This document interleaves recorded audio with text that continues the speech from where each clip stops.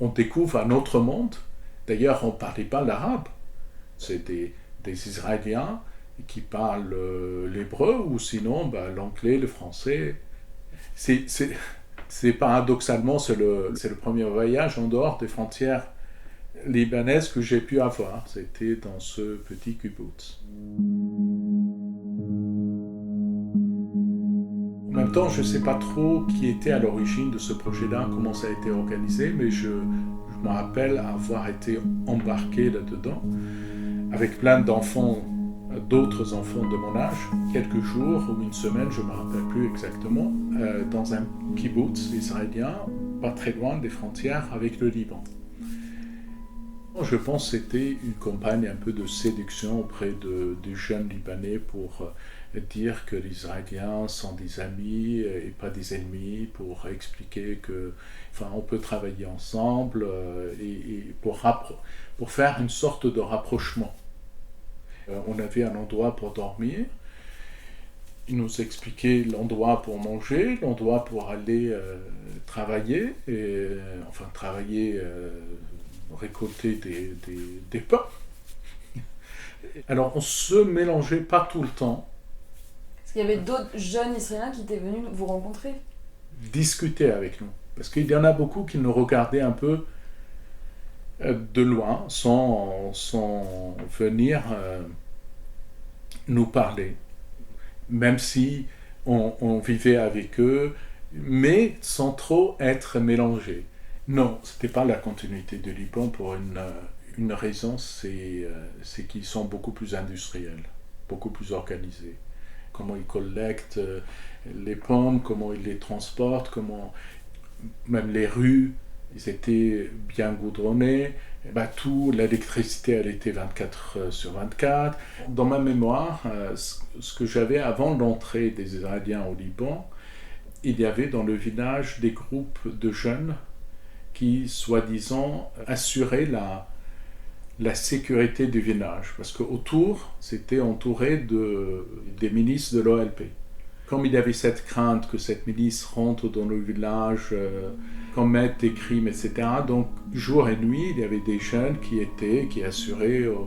Et puis, c'est venu ensuite l'arrivée des Israéliens. Et malheureusement, il y a des gens qui ont collaboré avec les Israéliens et qui ont profité de ce nouveau pouvoir israélien au Liban Sud pour régler leurs problèmes ou pour un petit peu montrer qui a le plus de pouvoir maintenant. C'est un petit village du sud, il ressemble à quoi? C'est un petit village chrétien, donc il y a l'église à côté, il y a 2 bassins d'eau pour l'agriculture où on cultivait le tabac. C'est à 2 km des frontières. On voit le territoire israélien depuis le village, donc c'est à 2 pas en fait. J'aime bien ces petites collines comme ça, tu vois. C'est tellement paisible. Tu as du mal à te dire qu'on est en guerre là, non? Donc ça y est, on est arrivé. Yeah, ça y est, oui. Ça y est, on y est. On y est. Il y a des petites maisons en construction. Pour la France, Les connards.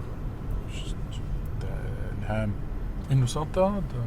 T'as reçu un message qui te dit que t'es sur le réseau israélien? Oui, c'est normal, de tout temps c'était comme ça. Et là, si on allume la radio, on va capter les radios israéliennes. Sûrement, même Possible. Je sais pas, ça marche pas bien. Ici, l'Internet. ça va être très perturbé. Pourquoi? À cause des voisins. Le voisin, les zinzins.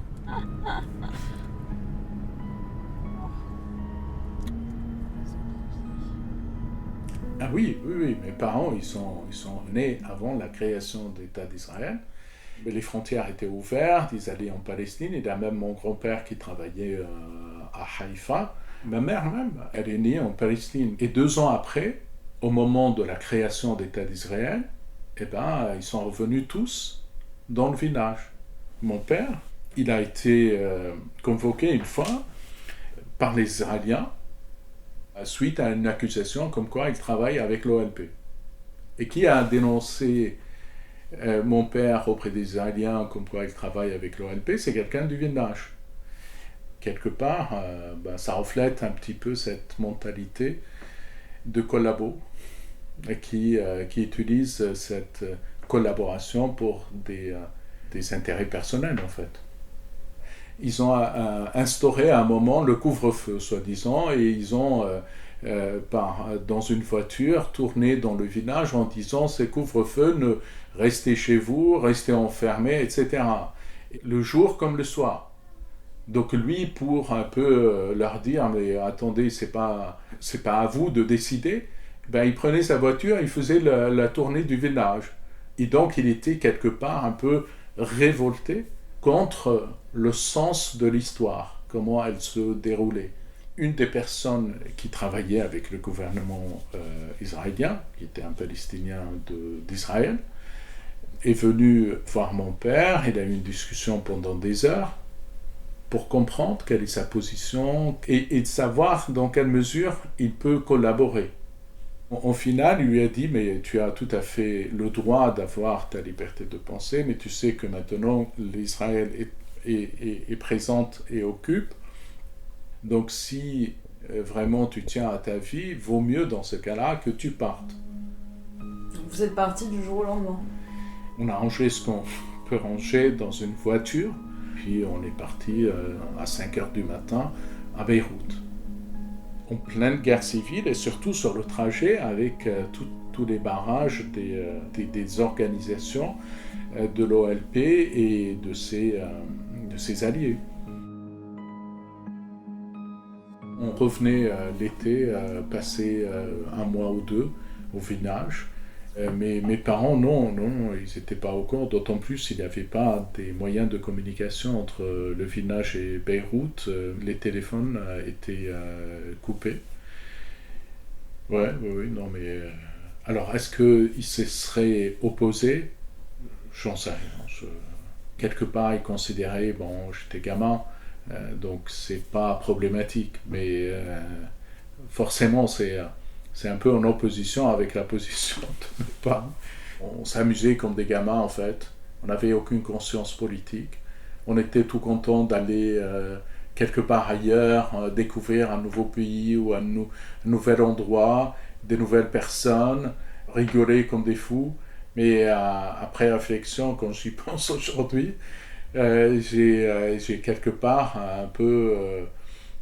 j'ai un peu honte, mais honte non pas de l'avoir fait, parce que ça reste un gamin qui a fait ça, honte de cette absence de conscience politique, parce que c'est malgré tout été organisé un peu par les autorités israéliennes dans un sens où comment amadouer la jeunesse libanaise pour adhérer à leur thèse. Et je me rappelle dans une des soirées, il y avait des sociologues, des politologues qui venaient nous faire un petit peu une sorte d'explication de comment Israël elle est construite, les kibboutz, etc. Donc un peu de l'influence. Et ça, on ne l'avait pas vu. On était tombé dans ce piège-là.